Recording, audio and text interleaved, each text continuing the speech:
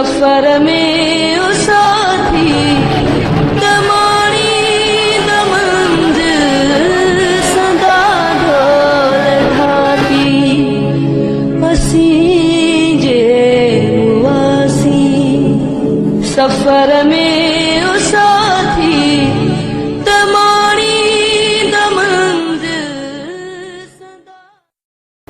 तारीख़ी उसूलनि वारनि मंज़िलनि ॾांहुं वेंदड़ रस्तनि जो हिकु वॾो रोमांस आहे ऐं उन रस्ते ते हलंदड़नि खे ॼाण हूंदी आहे त हू हर विख ते पंहिंजे मक़तल गाह ॾांहुं वधी रहिया आहिनि, पर उन बावजूदु ॾुखनि सुरनि तकलीफ़नि ऐं उजागियल अखियुनि में ख्वाब खणी हू हिन रस्ते ते बेखौफ़ हलंदा रहंदा आहिनि। ऐं हिन रस्ते ते एतिरी त कशिश आहे त मुसाफ़िर मंज़िल ते पहुचण बजाए रस्ते में तख़्तेदार ते चढ़ण खे तरजीह ॾींदा आहिनि।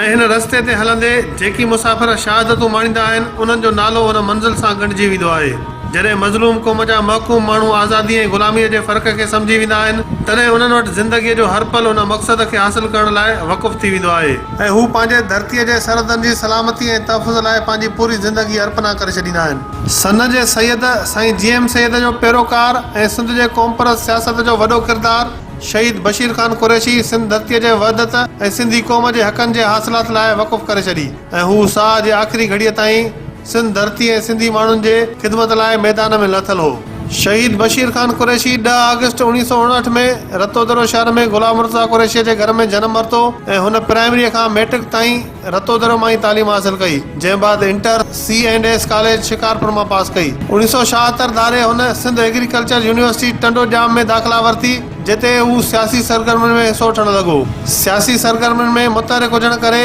यूनिवर्सिटी इंतिज़ामिया 1981 में खेसि 1 साल लाइ रेस्टिकेट पिणु कयो। शहीद बशीर ख़ान कुरैशी सन जे सैयद साईं GM सैयद जी तमामु घणो वेझो रहियो ऐं हुन पंहिंजे शागिर्दी दौर में तमामु घणियूं सख़्तियूं ऐं जेल बि काटिया। साईं GM सैयद तारीख़ जे तसलसल मां सिंध ॻोल्हे सिंधी माण्हुनि खे ॾिनी ऐं शहीद बशीर ख़ान कुरैशी उहा सिंधी माण्हुनि खे ॾेखारी ऐं महसूसु कराई ऐं उन जी अहमियत खां वाक़ुफ़ु करायो। बशीर ख़ान कुरैशी जे मुसलसल जिदोजहद जे करे सिंधी नौजवाननि खेसि अबू जिहाद जो लक़ब पिणु ॾिनो ऐं सिंध जा नौजवान पका तोड़े पोड़ा शहीद बशीर ख़ान कुरैशी खे प्यार मञा वॾो बि सॾींदा हुआ। बशीर ख़ान सिंधी माण्हुनि खे साईं GM सैयद जो पैगाम सम्झायो, जंहिं करे शहीद बशीर ख़ान सिंध जे माण्हुनि खे सिंध जीअं प्यारो ऐं सुहिणो लॻंदो हो। जितां बि गुज़रंदो हो त माण्हुनि जा वॾा हुजूम गॾु थी वेंदा हुआ ऐं उहो सिंधी माण्हुनि जो शहीद बशीर ख़ान सां प्यार ऐं पाबो हूंदी हुई जो सिंध जा माण्हू बशीर ख़ान कुरैशी जे हड़ताल या एहतजाज जे सदके पाण मुरादो मोट ॾींदा हुआ। सिंध में धारनि जी आबादकारीअ खां वठी सिंधूअ मथां डेम ॾिण ऐं सिंध जे इंतिज़ामी विरहाङे ताईं